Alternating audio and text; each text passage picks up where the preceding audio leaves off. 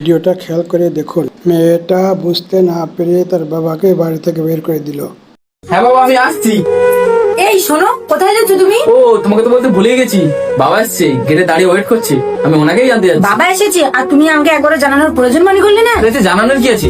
বাবা এসছে দেখা করতে, আর এতে তো তোমার আনন্দ পাওয়া উচিত। বাবার সাথে যখন এতই দেখা করার ইচ্ছে ছিল, তাহলে তুমি নিজে গিয়ে দেখা করে আসতে পারতে। এখানে টাকা কি দরকার ছিল? উনি তো এসেই গেছেন, আমাকে তো গাধার মতো খাটতে হবে। সকালে চা বানাও, টিফিন বানাও, দুপুরে খাবার বানাও।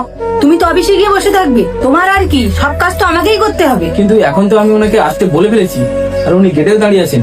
আমি তাহলে এখন কি করবো? উনি যখন এখানে এসেই গেছেন, তুমি নিজে যাও, গিয়ে দেখা করো, কথা বলো, আর ওখান থেকেই বাড়ি পাঠিয়ে দাও। ঘরে আনার কোনো দরকার নেই। একবার আবারও ভেবে নাও। আমার ভাবাভাবি কোনো দরকার নেই, যা বাবার আমি ভেবে নিয়েছি। যাও তুমি এখান থেকে। ঠিক আছে।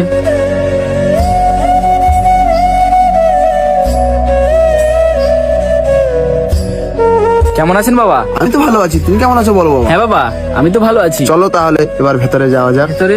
আপনি তো ভেতরে যেতে পারবেন না। কেন ভেতরে যেতে পারবো না কেন? কারণ আপনার মেয়েই তো বললো আপনাকে ভিতরে নিয়ে যাওয়া যাবে না। বললো বাবা এসছে, বাইরের থেকে দেখা করে চলে আসছে। কি বলছো কি তুমি? ও আমার মেয়ে, আমি ওর বাবা, আমাকে ভেতরে নিয়ে যেতে না করেছে। দেখুন, এটার ব্যাপারে আমি কি বলবো?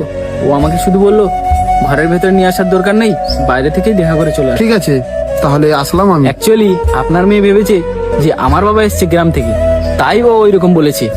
আসলে ও এটা জানে না যে আপনিই ওর সাথে দেখা করতে এসেছেন। ছাড়ুন, ওসব বাদ দিন, আপনি ভেতরে আসুন। না, তুমি দাঁড়াও, আমি ভেতরে যাব না। আজকের আমার মাথাটা আমার মেয়ে হেড করে দিয়েছে।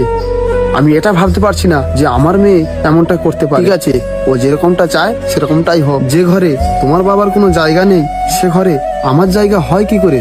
আমি আসলাম তাহলে। কিন্তু বাবা,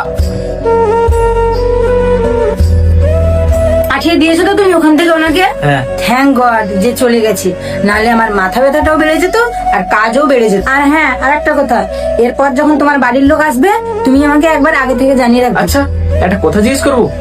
তোমার বাবা অত দূর থেকে আসলো তোমার সাথে দেখা করার জন্য, তোমাকে সারপ্রাইজ দেবে বলে, আর তুমি তাকে এইভাবে না দেখা করেই তাড়িয়ে দিলে? আমার বাবা? হ্যাঁ, তোমার বাবাই তো এসেছিল। উনি বললেন জামাই বাইরে এসো, তোমার সাথে একসাথে ঘরে ঢুকবো, তাহলে ওকে একটু সারপ্রাইজ দিতে পারবো। কিন্তু আমি যখন যাচ্ছিলাম তুমি আমাকে আটকে দিলে আর বললে ঘরের মধ্যে না নিয়ে আসতে। তুমি আমাকে বললে না কেন যে আমার বাবা এসেছিল? আমি তো তোমাকে বললামই, কিন্তু হ্যাঁ, আমি এটা বলতে ভুলে গেছিলাম যে তোমার বাবা এসেছে। কি হলো, অমনি নিজের বাবার কথা শুনে খারাপ লেগে গেল? আর আমি তোমার বাবাকে বলেছিলাম, কেন তুমি তাকে নিজের ঘরে আসতে বারণ করেছো?